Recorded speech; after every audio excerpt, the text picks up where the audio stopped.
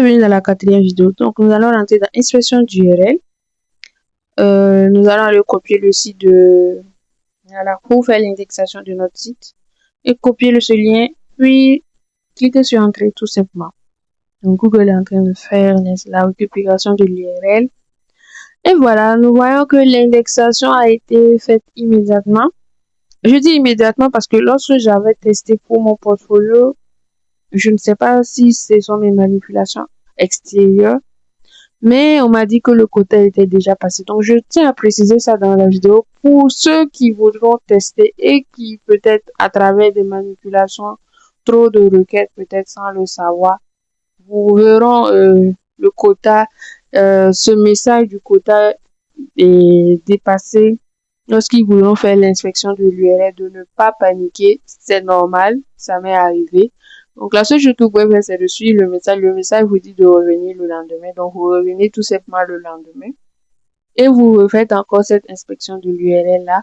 Où vous allez en fait demander à Google manuellement, bien sûr, d'indexer votre truc. Donc, comme je le disais, après avoir vérifié que les liens de vos du sitemap.xml, robot.txt, du fichier Google est accessible, vous n'avez pas l'obligation, du moins, vous n'êtes pas obligé aussi de, de venir faire cette indexation manuelle que je fais. Parce que c'est manuel le fait que je suis revenu copier le lien, lancer en fait, voilà. Donc là, je sais, moi, je dis à Google, va vers mon site. Est-ce que vous voyez un peu? Vous pouvez ne pas le faire, vous pouvez tout simplement laisser et attendre que Google le fasse, mais ça va vraiment prendre des jours si vous laissez Google le faire eux-mêmes. Donc, c'est mieux aussi de leur dire, parce que là, vous êtes en attente de réponse, vous avez besoin de résultats, donc c'est mieux d'aller vers eux. Voilà. Donc, voici, nous sommes presque à la fin. Donc là, maintenant, qu'est-ce qu'il faut faire? Nous allons tout simplement patienter jusqu'au lendemain parce que pour l'instant, je ne pourrai pas voir mon site immédiatement dans les moteurs de recherche de Google. Ce que je vais faire, c'est de patienter en fait le lendemain et de revenir, voilà, pour vérifier si tout est OK. Voilà. Donc, si vous avez des questions, n'hésitez surtout pas à les laisser en commentaire. Voilà.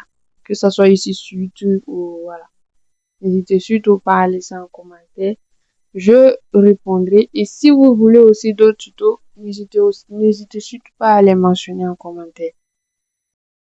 Donc, normalement, à ce stade-là, vous savez déjà comment faire en sorte que votre site, et je tiens encore à préciser, c'est valable pour les sites en code pur, en no-code, et également aussi les sites hébergés sur Vercel, Netlify, GitHub ou même les sites ayant des domaines, voilà, des domaines payants ou non payants. En tout cas, c'est valable pour tous différents types de sites.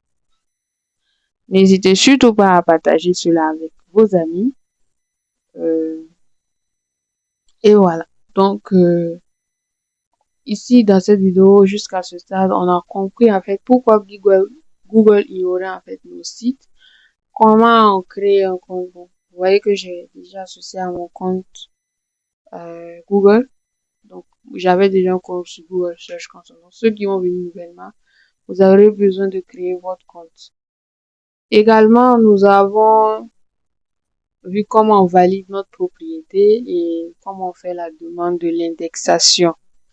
Et aussi, comment on ajoute un sitemap et un fichier sitemap et un fichier robot.txt pour guider Google efficacement. Voilà. Donc, normalement, dans les jours à venir, si vous tapez le nom de votre site ou même votre nom, s'il s'agit d'un portfolio, vous devrez voir normalement, voilà, votre site apparaître sur, voilà, sur votre navigation privée. Donc voilà, je montre la date en fait du jour parce que je suis revenue le lendemain, voilà, pour vérifier. Donc comme vous voyez en bas, j'avais montré la date. Et là, je vais taper bénévole pour l'indication des orphelins du Mini. Et bim! nous avons notre site qui a été hébergé hier et qui, du moins, qui a été indexé hier, qui est visible par Google. N'est-ce pas génial ça? Et voici le but de ce tutoriel. C'était vraiment de partager une découverte personnelle. Je ne sais pas s'il y a des gens, je pense qu'il y a des gens qui sont sûrement au courant de ça et tout. Mais lorsque moi j'ai eu vent de cela, je n'ai pas hésité. Je me suis dit pourquoi pas partager. Peut-être il y a des gens comme moi qui ne savent pas, qui ont besoin de visibilité, mais qui ne savent pas par où passer. Et lorsque je l'ai partagé, il y en a qui pensaient que c'était un truc payant. J'ai dit bon, c'est pas payant. Voilà. J'ai tapé aussi BOD officiel que vous l'avez vu et c'est apparu. Et en plus de ça, pour encore être sûr, parce qu'il y a des gens qui vont venir dire, ah, est-ce que c'est vraiment à cause de ça que son site est visible? J'ai encore patienté le lendemain, c'est-à-dire à ce jour du jeudi, pour faire une vérification au niveau de mon téléphone. Voilà, et là-bas, j'ai juste tapé BOD bénévole Burkina Faso. Donc, je n'en dis pas plus. Vous allez voir dans la suite de la vidéo. Pour préciser que cette vidéo est authentique, raison pour laquelle je vous ai laissé voir les différentes parties où il y avait des erreurs, où il y avait des trucs qui m'avaient échappé, etc. C'est vraiment, vraiment pour rester dans l'optique de l'authenticité et tout. Et une autre chose aussi dont j'aimerais parler, il s'agit des backlinks. Les backlinks, en fait, donc voilà, voici la vidéo dont je parlais, que j'ai eu à faire sur mon téléphone. Donc, cette vidéo-là a été réalisée au niveau de mon téléphone. J'ai juste tapé BOD, bénévole. Déjà, même quand j'ai tapé BOD, on me proposait déjà le site, mais je ne voulais pas parce que je sais qu'il y a des gens qui vont se dire, c'est parce que j'ai eu à faire une recherche sur le truc. Donc là, j'ai juste tapé bénévole Burkina Faso. Et vous voyez la page Facebook de mon association. Et en bas, le site. En plus de ça, ils ont pris le logo parce que je l'avais déjà mis bien avant. Lorsque j'avais déployé tout. Donc voilà. Je tenais aussi à préciser qu'il existe les backlinks.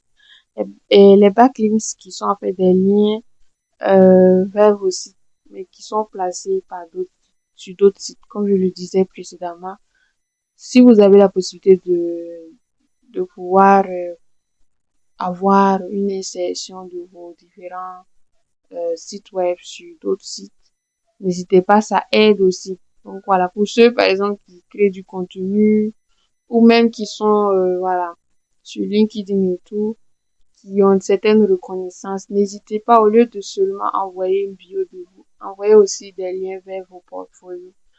Et si ces sites-là en fait mettent ces portfolios-là, mettent ces liens-là, ça va vraiment accroître voilà la visibilité de vos sites. Voilà, donc c'est ça. Donc lorsque vous avez des interviews avec des journalistes et tout, c'est une méthode aussi qui peut fonctionner. Donc si cette série t'a aidé, partage-la autour de toi. À tous ceux en fait qui ont aussi déployé en ligne et qui ne sont pas visibles sur Google, ils en ont vraiment besoin. Et comme je le disais tantôt, laissez un commentaire si vous avez des questions. Donc, c'est Miss EasyTech, comme vous pouvez le voir au niveau de mon avatar, c'est Miss EasyTech. Et ici, on comprend la tech sans prise de tête. Donc, c'est un concept qui existe et qui est en train de tourner vers une académie que je vais mettre en place d'ici là pour vraiment approfondir ce concept-là. Donc, voilà. Merci à tous ceux qui ont suivi jusque-là. Rendez-vous dans la dernière vidéo, j'allais dire. Mais bon, la vidéo se termine malheureusement à 40 minutes. Donc, au lieu d'une série de 5 vidéos, on aura plutôt une série de 4 vidéos de 10 minutes. Merci à tous ceux qui ont suivi ce tutoriel. N'hésitez pas à laisser des likes, à partager. Voilà.